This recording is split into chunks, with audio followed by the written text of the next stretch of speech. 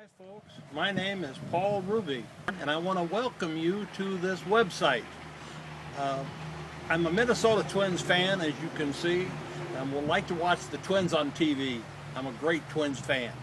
Tonight I'd like to talk to you, give you a little introduction about how I come into the park and give you a little information about Follett and things like that, okay? First, like I said, I moved into the park May 1st, 2003. About August 5th of 2005, we got a letter from Follett, and this is the new owners of the park. This was a big corporation out in California. They got a lot of money. They paid a lot of money for this park, and they must have thought it was a great investment. And the way our rent's been going up, I think we'd agree with that. They're making really good money. But anyway, to go back just a little bit, let me tell you what happened when in August.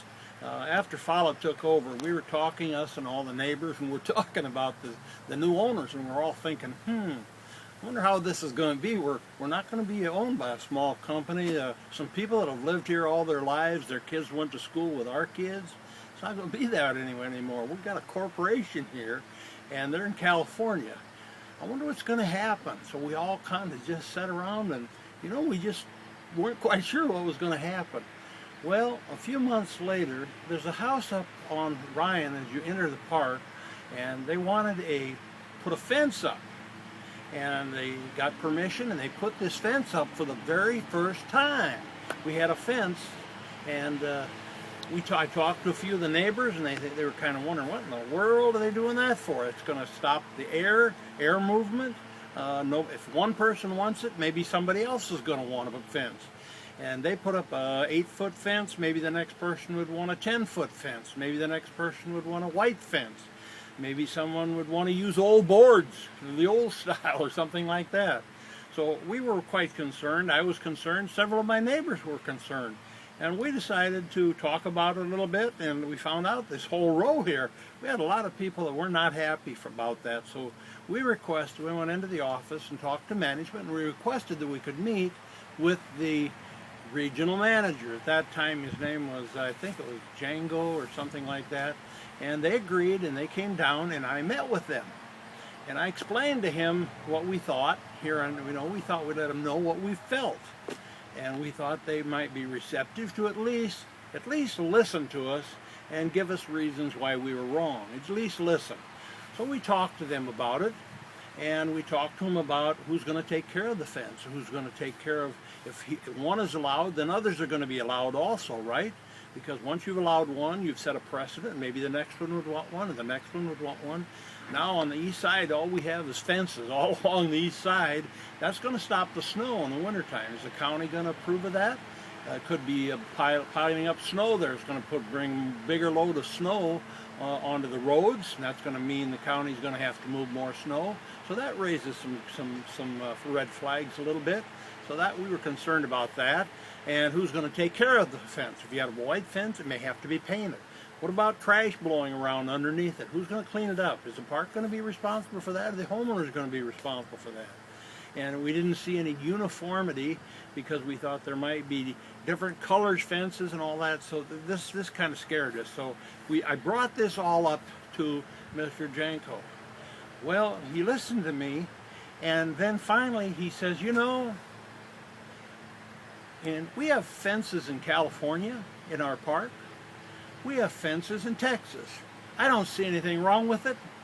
And then he just kind of stood up in front of me, and he turned his back on me, and he walked away. He wouldn't even discuss it.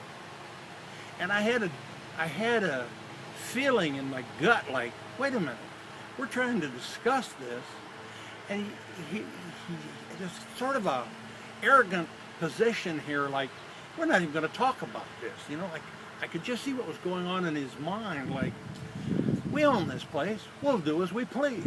Can't you at least discuss it with us? And they wouldn't even discuss it with us. This was the beginning of our relationship with Follett. We were really concerned about this.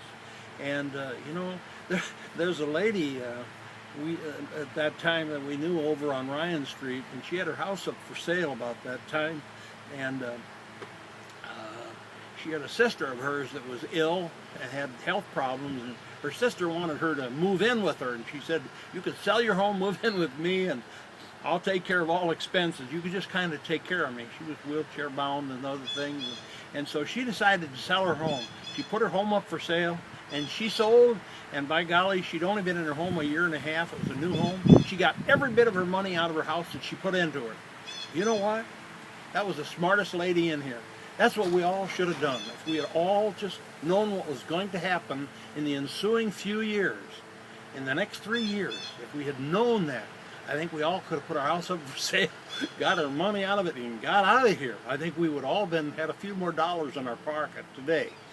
Instead, well, this is just our first step. I'm just giving you a little highlights of what had happened here when we started, and we'll carry on this conversation at a later date. But I just wanted to give you a little heads up.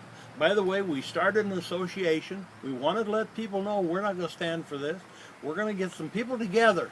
So what we've done, we started in signing people up, and we started an association, which we've been very successful. We have almost 80% of the park signed up now. Here is a picture of the park, and it shows all the pink people in here is the people in the park. So as you see, we have most of the people in the park belong to the Rolling Hills Resident Association. Now, if you are not a member of our association and would like to join, you can just give me a call, Paul Ruby, 651-748-5126. Again, that's 748-5126. And we'll be glad to come over and talk to you about it. And there'll be no pressure. There's no cost of belonging to our association. Sometimes I wish we did, but we don't. We don't charge anything. We just want you to hear your voice, and we want you to join with us because we're all in this together, and we sink or swim together. So thank you for our first one on Web TV, and welcome. And again, go Twins.